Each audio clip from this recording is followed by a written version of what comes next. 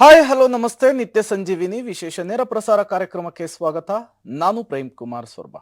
ವೀಕ್ಷಕರ, ಇವತ್ತಿನ topic IVF ಮತ್ತು ಇನ್ಫರ್ಟಿಲಿಟಿ.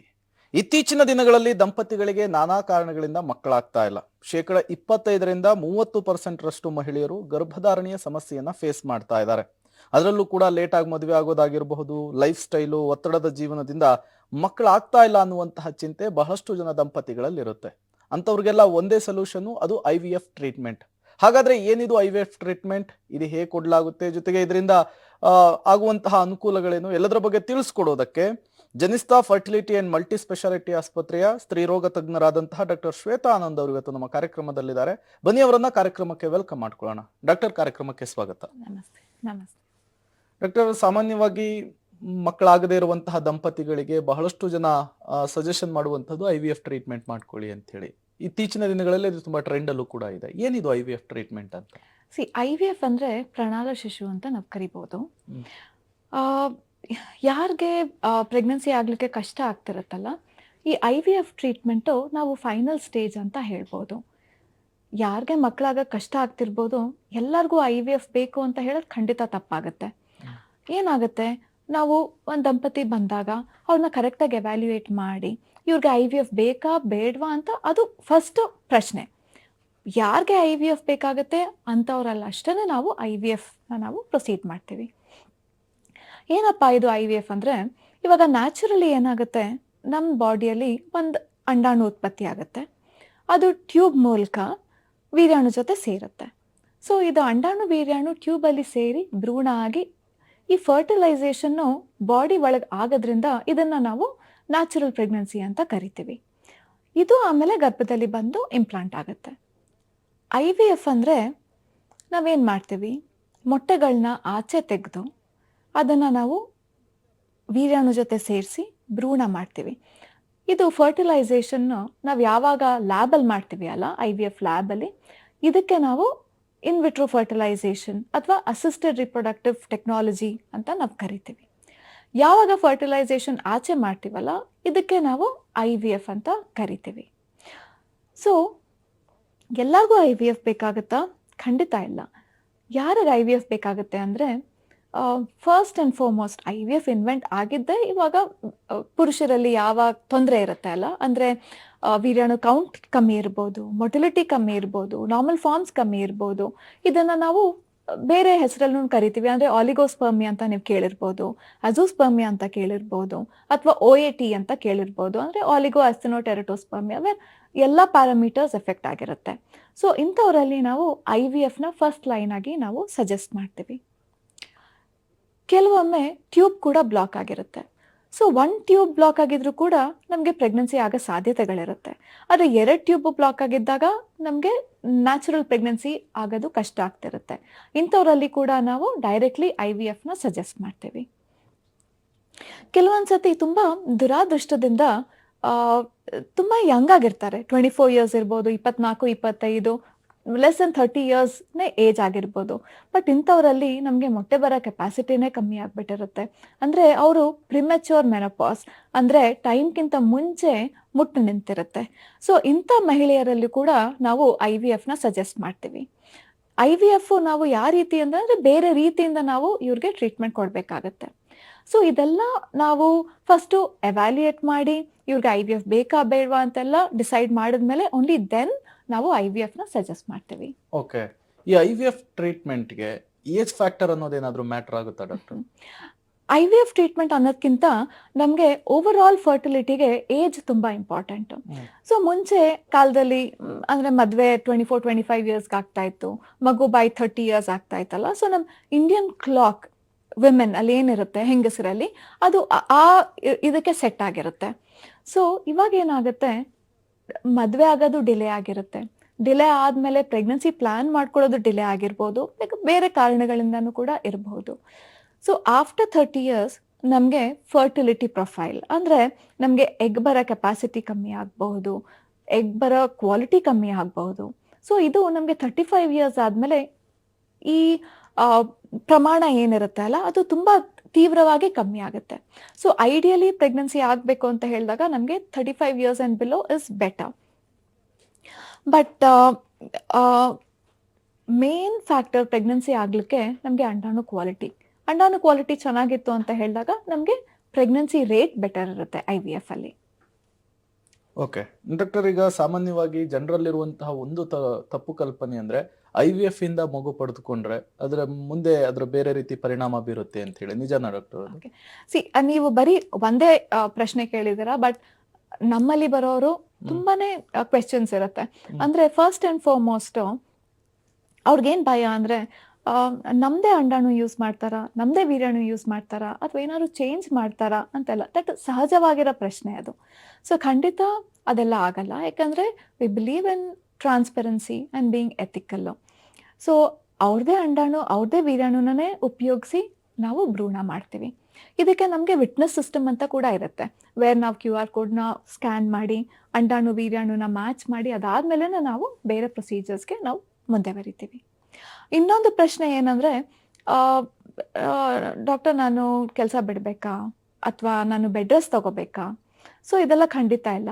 IVF ನಿಮಗೆ ಒಂದು ಹೆಲ್ಪ್ ಅಷ್ಟೇ ಪ್ರೆಗ್ನೆನ್ಸಿ ಆಗಲಿಕ್ಕೆ, ಬಟ್ ಅದು ನಿಮ್ಮ ಡೇ ಟು ಡೇ ಆಕ್ಟಿವಿಟೀಸ್ನ ಏನೂ ಎಫೆಕ್ಟ್ ಮಾಡಕೂಡ್ದು. ಅಂದರೆ ಬೆಡ್ ರೆಸ್ಟ್ ಏನು ಬೇಕಾಗಲ್ಲ, ನೀವು ಜಾಬ್ನ ಅಂತೂ ಖಂಡಿತ ಬಿಡ್ಕೂಡ್ದು. ಸೊ ಇದು ಪಾರ್ಟ್ ಆಫ್ ಲೈಫ್ ಇರಬೇಕು. ಇದಕ್ಕೋಸ್ಕರ ನೀವು ಕೆಲಸ ಬಿಟ್ಬಿಟ್ಟು ನಾ ಬೆಡ್ ರೆಸ್ಟ್ ತಗೋತೀನಿ ಅಂತ ಹೇಳಿದಾಗ ಪ್ರೆಗ್ನೆನ್ಸಿ ಅದರಿಂದ ಆಗುತ್ತೆ ಅಂತ ಗ್ಯಾರಂಟಿ ಅಂತೂ ಇರಲ್ಲ. ಸೊ ಇದೆಲ್ಲ ತುಂಬ ತಪ್ಪು ಕಲ್ಪನೆಗಳು. ಇನ್ನೊಂದು ನೀವು ಹೇಳ್ದಂಗೆ ಅಬ್ನಾರ್ಮ್ಯಾಲಿಟಿ ರೇಟ್ಸ್. ಇವಾಗ ನ್ಯಾಚುರಲ್ ಪ್ರೆಗ್ನೆನ್ಸಿ ಆದಾಗಲೂ ಕೂಡ ನಮಗೆ ಮಿಸ್ಕ್ಯಾರೇಜಸ್ ಆಗುತ್ತೆ, ಅಬ್ನಾರ್ಮಲ್ ಮಕ್ಕಳು ಕೂಡ ಹುಟ್ಟುತ್ತೆ. So it is mainly depending on the genetics. So abnormal ಮಕ್ಕಳು ನಾರ್ಮಲ್ ಪ್ರೆಗ್ನೆನ್ಸಿಯಲ್ಲಿ ಆಲ್ಮೋಸ್ಟ್ 4% ಅಂತ ಹೇಳ್ಬೋದು. ಅಂದರೆ ನಮ್ಮ 4 ಜನ ಔಟ್ ಆಫ್ 100 ಬೇಬೀಸಲ್ಲಿ ನಮಗೆ ಅಬ್ನಾರ್ಮ್ಯಾಲಿಟೀಸ್ ಇರ್ಬೋದು. ಬಟ್ ಇನ್ IVF ಅಲ್ಲಿ ಇಟ್ ಇಸ್ ಅಬೌಟ್ 8%. ಅಂದರೆ ಅದು ನಿಮಗೆ ತೀರಾ ಡಬಲ್ ಅಂದರೆ 40% 50% ಅಂತಾನೂ ಇಲ್ಲ. Okay. So these are all common concerns ಅಂತ ನಾನು ಹೇಳ್ಬೋದು. ವೀಕ್ಷಕರೇ, ನೀವು ಕೂಡ IVF ಟ್ರೀಟ್ಮೆಂಟ್ ಬಗ್ಗೆ ಏನಾದರೂ ಪ್ರಶ್ನೆಗಳಿದ್ರೆ ಅಥವಾ ಗೊಂದಲಗಳಿದ್ರೆ ನೇರವಾಗಿ ಕರೆ ಮಾಡಬಹುದು, ಡಾಕ್ಟರ್ ಜೊತೆಗೆ ನೀವು ಮಾತನಾಡಬಹುದಾಗಿದೆ. ಡಾಕ್ಟರ್, ಮತ್ತೊಂದು ಮುಖ್ಯವಾಗಿರುವಂತಹ ಪ್ರಶ್ನೆ ಅಂದ್ರೆ ಸಕ್ಸಸ್ ರೇಟ್ ಎಷ್ಟಿರುತ್ತೆ IVF ಟ್ರೀಟ್ಮೆಂಟ್ ಅಲ್ಲಿ ಅಂತ? Very good. Success rate mainly egg quality ಮೇಲೆ ಡಿಪೆಂಡೆಂಟ್ ಇರುತ್ತೆ. ಎಗ್ ಕ್ವಾಲಿಟಿ ಚೆನ್ನಾಗಿತ್ತು ಅಂತ ಹೇಳಿದಾಗ ನಮ್ಮಲ್ಲಿ ಸಕ್ಸಸ್ ರೇಟ್ ಆಲ್ಮೋಸ್ಟ್ 60 to 65% ಇರುತ್ತೆ. ಆದರೆ ಎಗ್ ಕ್ವಾಲಿಟಿ ಚೆನ್ನಾಗಿ ಬಂದಿಲ್ಲ ಅಂತ ಹೇಳಿದಾಗ ನಮಗೆ ಪ್ರೆಗ್ನೆನ್ಸಿ ರೇಟ್ ಡ್ರಾಪ್ ಆಗುತ್ತೆ. ಬಟ್ ಎಗ್ ಕ್ವಾಲಿಟಿ ನಾವು ಮಹಿಳೆಯನ್ನ ನೋಡಿಕೊಂಡು ಅಥವಾ ಸ್ಕ್ಯಾನಿಂಗ್ ಮೂಲಕ ನಮ್ಗೆ ಗೊತ್ತಾಗಲ್ಲ. ಯಾವಾಗ ಗೊತ್ತಾಗುತ್ತೆ ನಮಗೆ ಎಗ್ ಕ್ವಾಲಿಟಿ ಅಂದರೆ, ಫಾಲಿಕಲ್ಸ್ ಇಂದ ನಾವು ಅಂಡಾಣುನ ತೆಗೆದು ಅದನ್ನ ನಾವು ಮೈಕ್ರೋಸ್ಕೋಪ್ ಕೆಳಗಡೆ ಇಟ್ಟು ನೋಡ್ತೀವಿ ಕ್ವಾಲಿಟಿ ಹೆಂಗಿದೆ ಅಂತ. ಅವಾಗಷ್ಟೇ ನಮಗೆ ಎಗ್ ಕ್ವಾಲಿಟಿ, ಅಂಡಾಣು ಕ್ವಾಲಿಟಿ ಹೆಂಗಿದೆ ಅಂತ ಗೊತ್ತಾಗುತ್ತೆ. ಸೊ ತುಂಬ IVF ಫೇಲಿಯರ್ ಆಗೋದು ಅಂಡಾಣು ಕ್ವಾಲಿಟಿ ಚೆನ್ನಾಗಿಲ್ಲ ಅಂತ ಮೆಜಾರಿಟಿ. ಅದಾದ್ಮೇಲೆ ಬೇರೆ ಬೇರೆ ಕಾರಣಗಳು ಕೂಡ ಇರುತ್ತೆ ನಮಗೆ IVF ಫೇಲಿಯರ್ ಆಗಲಿಕ್ಕೆ. ಅದಕ್ಕೆ ಆಗಿದಂಥ ಬೇರೆ ಬೇರೆ ಟೆಸ್ಟ್ ಕೂಡ ಇರುತ್ತೆ. So the only determinant IVF pregnancy rate is egg quality. Okay, Basaveshwara ನಗರದಿಂದ ಮಂಜುಳಾ ಅಂತ ಹೇಳಿ ಕರೆ ಮಾಡಿದ್ದಾರೆ. ಮಂಜುಳಾ ಅವರೇ ನಮಸ್ತೆ. ನಮಸ್ಕಾರ ಸರ್. ಡಾಕ್ಟರ್ ಇದ್ದಾರೆ, ಮಾತಾಡಿ. ಸರ್ ಹೇಳಿ ಮೇಡಮ್. ಹಲೋ, ಹೇಳಿ ಮಂಜುಳಾ ಅವರೇ. ಮೇಡಮ್, ನಮ್ಗೆ ಒಂದ್ ಮಗು ಅಬಾರ್ಷನ್ ಆಯ್ತು. ಓಕೆ. ಆಮೇಲೆ ಅದರಿಂದ ನಾವು ನೆಕ್ಸ್ಟ್ ಟ್ರೀಟ್ಮೆಂಟ್ ತಗೊಳಕ್ಕೆ ಟ್ರೈ ಮಾಡ್ದೋ. ಓಕೆ. ಅದು 2 ಟ್ಯೂಬ್ ಬ್ಲಾಕ್ ಆಗಿದೆ ಅಂತ ಬಂದಿದೆ. ಓಕೆ. ಮತ್ತೆ ನಮ್ಗೆ ಪ್ರೆಗ್ನೆಂಟ್ ಆಗೋಕೆ ಮತ್ತೆ ಕಷ್ಟ ಆಗ್ತಾ ಇದೆ madam. Okay. So tube block ಆಗಿದೆ ಅಂತ ಹೆಂಗ್ ಗೊತ್ತಾಗಿರೋದು? ಮೇಡಮ್, ತನ್ವಾ ಹಾಸ್ಪಿಟಲ್ ಅಲ್ಲಿ ಚೆಕ್ ಮಾಡ್ತಿದ್ದು. ಅದಲ್ಲ, ಲ್ಯಾಪ್ರೋಸ್ಕೋಪಿ ಆಯ್ತಾ ಅಥವಾ HSG ಆಗಿರೋದಾ? ಏನೂ ಮಾಡಿಲ್ಲ, ಅದು DMC ಮಾಡ್ತಿದ್ರು ಮೇಡಮ್. ಅದಲ್ಲ, ಟ್ಯೂಬ್ ಬ್ಲಾಕ್ ಆಗಿರೋದಲ್ಲಿ ನಿಮ್ಗೆ ಟ್ಯೂಬ್ ಟೆಸ್ಟ್ ಎಕ್ಸ್ರೇ ಆಗಿತ್ತಾ? ಆಗಿದೆ ಮೇಡಮ್, ಇದೆ. Okay. So first of all ಅದು HSG ಅಂತ ಕರಿತೀವಿ ನಾವು, ಎಕ್ಸ್ರೇ. ಅದು ಟ್ಯೂಬ್ ಬ್ಲಾಕ್ ಬಂದಿದೆ ಅಂತ ಹೇಳಿದಾಗ ನಾವು ಲ್ಯಾಪ್ರೋಸ್ಕೋಪಿ ಮಾಡಿ ಕನ್ಫರ್ಮ್ ಮಾಡ್ಕೋಬೇಕು ಅದು ನಿಜವಾಗ್ಲೂ ಟ್ಯೂಬ್ ಬ್ಲಾಕ್ ಆಗಿದ್ಯಾ ಇಲ್ವಾ ಅಂತ. ಇದು ಮಾಡಿದ್ಮೇಲೆ ಅಕಸ್ಮಾತ್ ಲ್ಯಾಪ್ರೋಸ್ಕೋಪಿಲಿ ಟ್ಯೂಬ್ ಎಲ್ಲ ಚೆನ್ನಾಗಿತ್ತು ಅಂತ ಹೇಳಿದಾಗ ನಿಮಗೆ ಖಂಡಿತ ನ್ಯಾಚುರಲ್ ಪ್ರೆಗ್ನೆನ್ಸಿ ಆಗೋ ಚಾನ್ಸಸ್ ಕೂಡ ಇರುತ್ತೆ. ಸೊ ಇದು HSG ಕನ್ಫರ್ಮೇಟರಿ ಟೆಸ್ಟ್ ಅಲ್ಲ. ನಾವು ಲ್ಯಾಪ್ರೋಸ್ಕೋಪಿ ಮಾಡಿ ನಿಜವಾಗ್ಲೂ ಟ್ಯೂಬ್ ಬ್ಲಾಕ್ ಆಗಿದ್ಯಾ ಇಲ್ವಾ ಅಂತ ಕನ್ಫರ್ಮೇಶನ್ ಮಾಡ್ಕೊಂಡೇ ಮುಂದೆ ಟ್ರೀಟ್ಮೆಂಟ್ಗೆ ಬರೀಬೇಕಾಗುತ್ತೆ. ಓಕೆ, ಥ್ಯಾಂಕ್ ಯು ಮಂಜುಳಾ ಅವರ ಕರೆ ಮಾಡಿದ್ದಕ್ಕಾಗಿ. ಡಾಕ್ಟರ್, ನೀವು ಅವಾಗಲೇ ಹೇಳ್ತಾ ಇದ್ರಿ ಈ ಟ್ರೀಟ್ಮೆಂಟ್ IVF ಟ್ರೀಟ್ಮೆಂಟ್ ಎಲ್ರಿಗೂ ಕೂಡ ಅವಶ್ಯಕತೆ ಇಲ್ಲ ಅಂತ ಹೇಳಿ. ಒಂದು ವೇಳೆ ನಾನು IVF ಟ್ರೀಟ್ಮೆಂಟ್ ಪಡ್ಕೊಬೇಕು ಅಂದ್ರೆ ನನ್ನ ಪ್ರಿಪರೇಷನ್ ಹೇಗಿರಬೇಕು, ಸಿದ್ಧತೆ ಹೇಗಿರಬೇಕು ಅಂತ? IVF ಟ್ರೀಟ್ಮೆಂಟ್ ಬರೀ ಮೆಡಿಕಲ್ ಟ್ರೀಟ್ಮೆಂಟ್ ಅಲ್ಲ. ಅವರು, ಅವ್ರ family, mainly husband. So ದರ್ಸ್ lot of psychological preparation, emotional preparation, ಇದೆರಡು ನಮಗೆ ಕೂಡ ಬಂದಾಗ್ಲೇ ಟ್ರೀಟ್ಮೆಂಟ್ ಸಕ್ಸಸ್ ಆಗೋದು. ಸೊ IVF ತುಂಬ ಸ್ಟ್ರೆಸ್ಫುಲ್ ಪ್ರೊಸೆಸ್ ಇರುತ್ತೆ, mainly emotional stress and financial implications ಕೂಡ ಇರುತ್ತೆ. ಸೊ ನಾನೇನು ಸಜೆಸ್ಟ್ ಮಾಡ್ತೀನಿ ಅಂದರೆ, ವೆನ್ ಎವರ್ IVFಗೆ ಬಂದಾಗ ಫಸ್ಟ್ ಆಫ್ ಆಲ್ ಅವರು ಮೆಂಟಲಿ ಪ್ರಿಪೇರ್ ಆಗಿರಬೇಕು, ಎಮೋಷ್ನಲಿ ಪ್ರಿಪೇರ್ ಆಗಿರಬೇಕು. ನಾವು ಪ್ರಯತ್ನ 100% ಅಲ್ಲ 200% ಮಾಡ್ತೀವಿ ಸಕ್ಸಸ್ ರೇಟ್ಗೆ, but end of the day ನಾವು ಮನುಷ್ಯರನ್ನೇ. ಪ್ರೆಗ್ನೆನ್ಸಿ ರೇಟ್ ಮ್ಯಾಕ್ಸಿಮಮ್ 60 to 65% ಕೊಡ್ಬೋದು. ಇದನ್ನು ಆಕ್ಸೆಪ್ಟ್ ಮಾಡಿ ಮುಂದೆ ಬರೆದ್ರೆ ನಮಗೆ ಸಕ್ಸಸ್ ಇರುತ್ತೆ.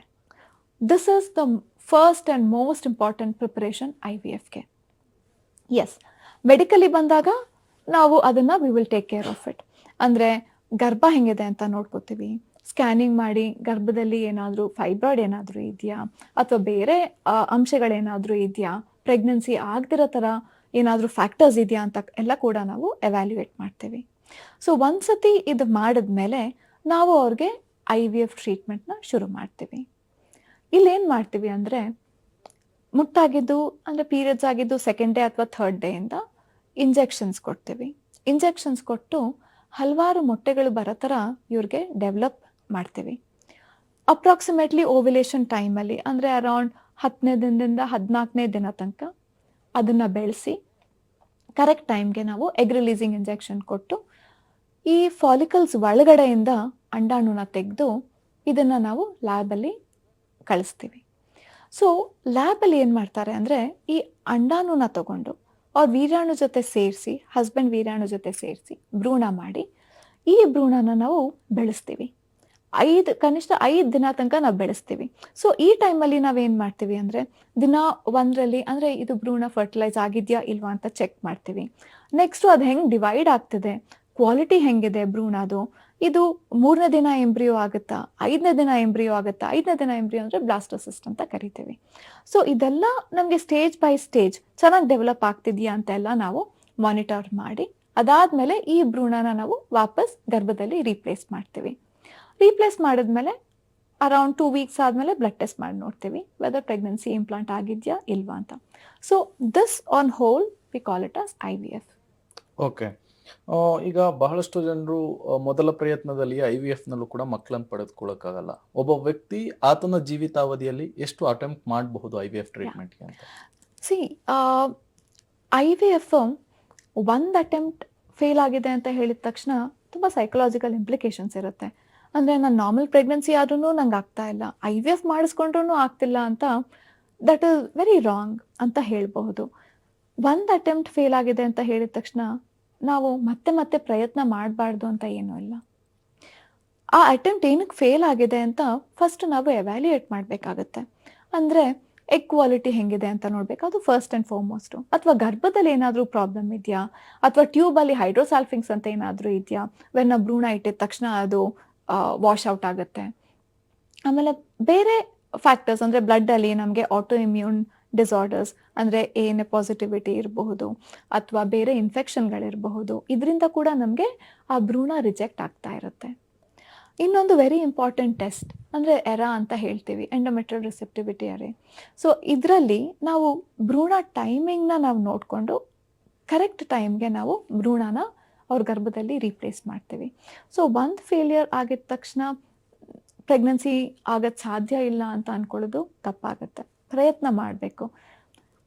Usually egg pickup may be about maximum 6 times ಮಾಡ್ಬೋದು, ಬಟ್ 6 ಟೈಮ್ಸ್ ಜನರಲಿ ಮಾಡಲ್ಲ. ಬಿಕಾಸ್ ಒನ್ ಅಟೆಂಪ್ಟಲ್ಲಿ ನಾವು ಮಾಡಿದಾಗ ಎಷ್ಟು ಭ್ರೂಣ ಆಗುತ್ತೆ ವಿದಿನ್ ದ ಸೇಫ್ ಲಿಮಿಟ್ ಅದನ್ನು ನಾವು ಮಾಡಿ, ಆ ಅಟೆಂಪ್ಟ್ಗೆ ಎಷ್ಟು ಬೇಕೋ ಅದನ್ನು ಟ್ರಾನ್ಸ್ಫರ್ ಮಾಡಿ, ಇನ್ನು ಬಾಕಿದನ್ನು ನಾವು ಫ್ರೀಸ್ ಮಾಡಿ ಇಟ್ಕೋತೀವಿ. ಸೊ ಇದನ್ನು ನಾವು ಫ್ರೋಝನ್ ಎಂಬ್ರಿಯೋಸ್ ಅಂತ ಕರಿತೀವಿ. ಸೊ ಯಾರಲ್ಲಿ ಫಸ್ಟ್ ಅಟೆಂಪ್ಟ್ ಆಗಲ್ಲ, ಈ ಫ್ರೀಸಿಂಗಲ್ಲಿರೋ ಭ್ರೂಣನ ನಾವು ಯೂಸ್ ಮಾಡಿಬಿಟ್ಟು ಅಟೆಂಪ್ಟ್ಸ್ ಮಾಡ್ಬೋದು. ಓಕೆ. ನಾವು IVF ಅಂದ್ರೆ ಏನು ಅನ್ನೋದ್ರಿಂದ ಹಿಡಿದು ಅದರ ಪ್ರಕ್ರಿಯೆ ಬಗ್ಗೆ ಕೂಡ ಮಾತನಾಡಿದ್ವಿ. ಈ IVF ಟ್ರೀಟ್ಮೆಂಟ್ ಬಗ್ಗೆ ಮತ್ತಷ್ಟು ವಿಚಾರಗಳ ಬಗ್ಗೆ ಮಾತನಾಡೋದಿದೆ. ಅದಕ್ಕೂ ಮೊದಲು ಒಂದು ಚಿಕ್ಕ ವಿರಾಮ.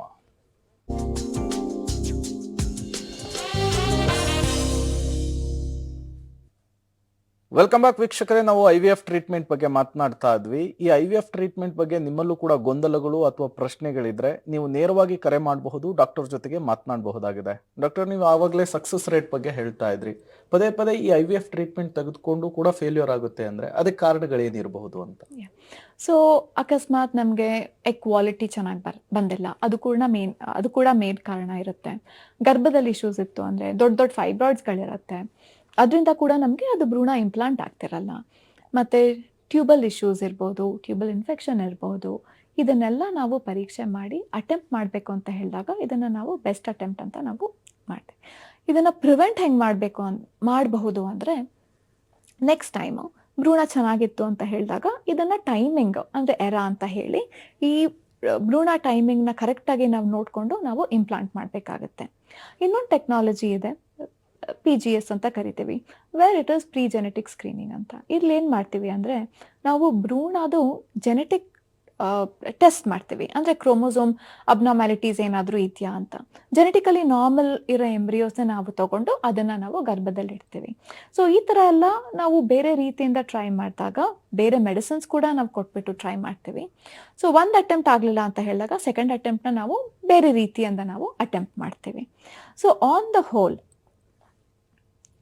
ಪೀಪಲ್ ಅಂದರೆ ತುಂಬ ಜನ ರಿಪೀಟ್ IVF ಫೇಲಿಯರ್ಸ್ ಆಗಿದ್ದು ಕೂಡ ಬಂದು ಅವ್ರಿಗೆ ಪ್ರೆಗ್ನೆನ್ಸಿ ಕೂಡ ಆಗಿದೆ.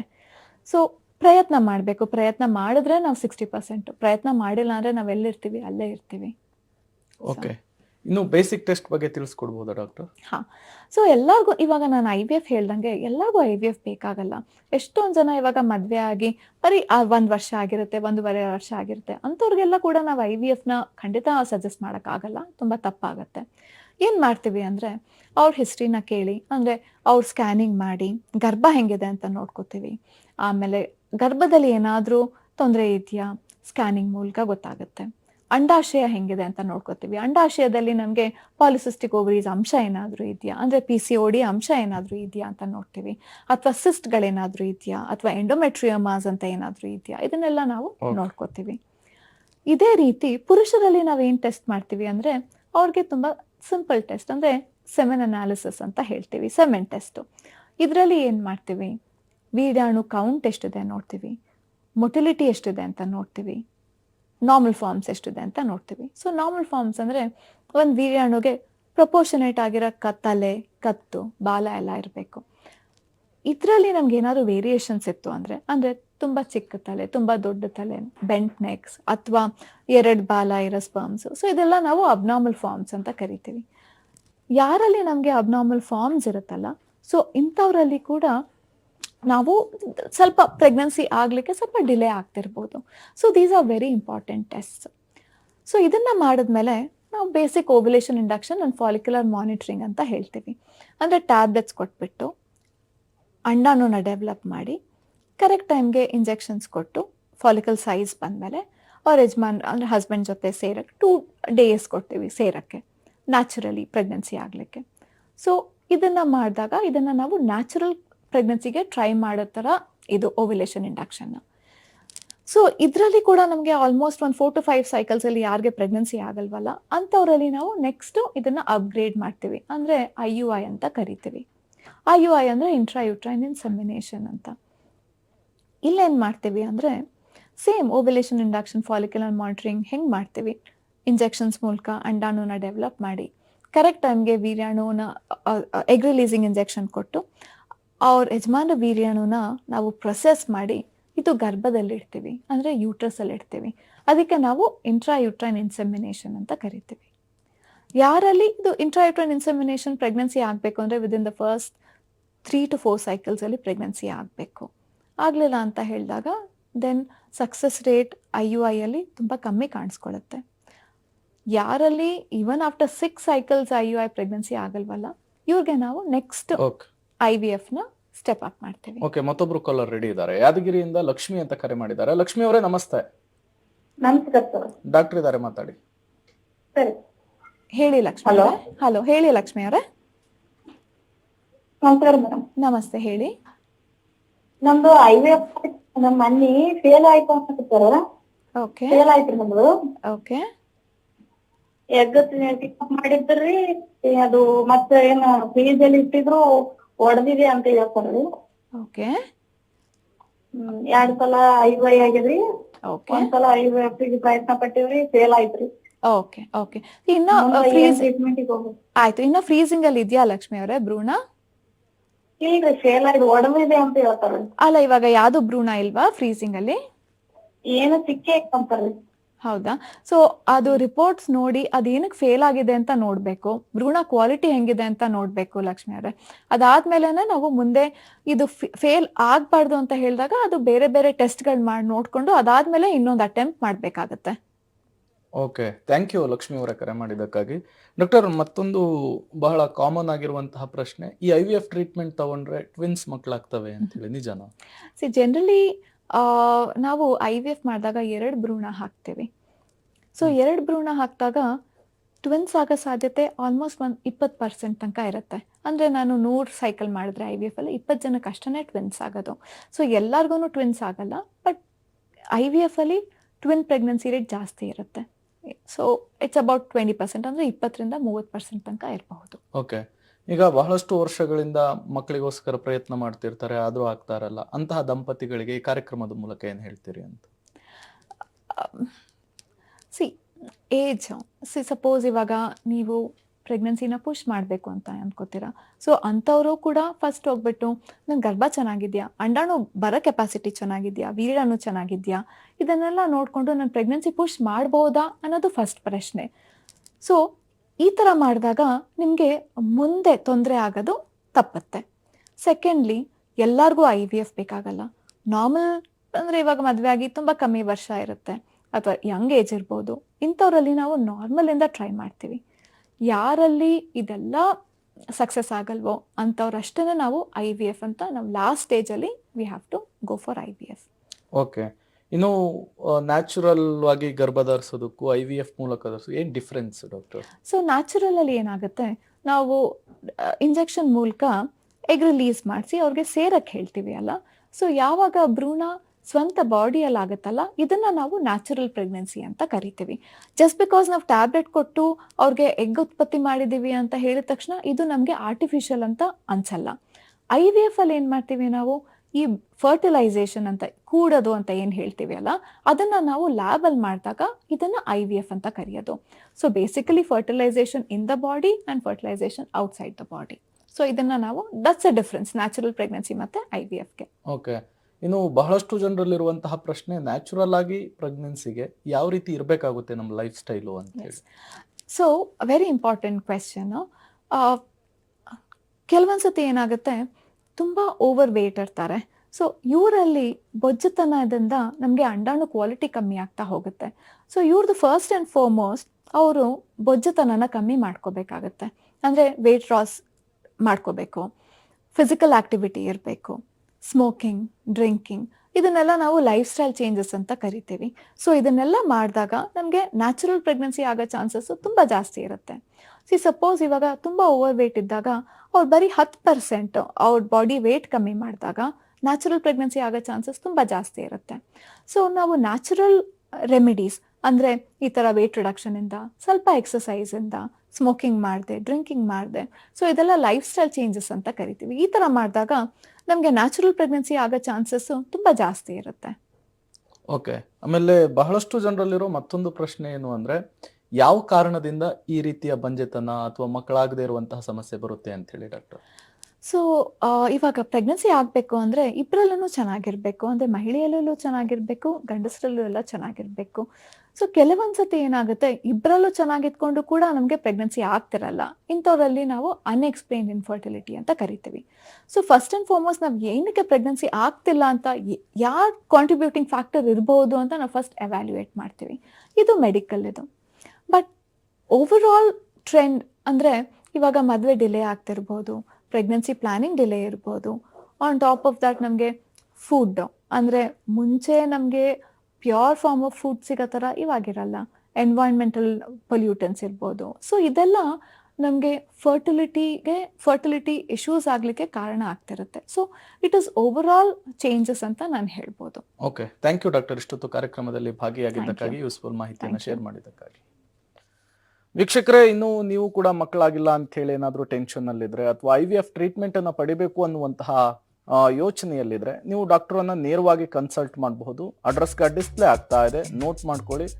ನೀವು ನೇರವಾಗಿ ಈ ಅಡ್ರೆಸ್ಗೆ ಹೋದ್ರೆ ಡಾಕ್ಟರನ್ನ ಕನ್ಸಲ್ಟ್ ಮಾಡಬಹುದು. ನಿಮ್ಮ ಪ್ರಶ್ನೆಗಳಿಗೆ ನೀವು ಉತ್ತರವನ್ನು ಕೂಡ ಪಡೆದುಕೊಳ್ಬಹುದಾಗಿದೆ. ಇನ್ನು ದೂರವಾಣಿ ನಂಬರ್ ಮೂಲಕ ಕೂಡ ನೀವು ಡಾಕ್ಟರನ್ನ ಕಾಂಟ್ಯಾಕ್ಟ್ ಮಾಡಬಹುದು. ನಂಬರ್ ಡಿಸ್ಪ್ಲೇ ಆಗ್ತಾ ಇದೆ, ಅಡ್ರೆಸ್ ಡಿಸ್ಪ್ಲೇ ಆಗ್ತಾ ಇದೆ, ನೋಟ್ ಮಾಡ್ಕೊಳ್ಳಿ. ನೇರವಾಗಿ ಡಾಕ್ಟರನ್ನ ನೀವು ಕಾಂಟ್ಯಾಕ್ಟ್ ಮಾಡಬಹುದಾಗಿದೆ.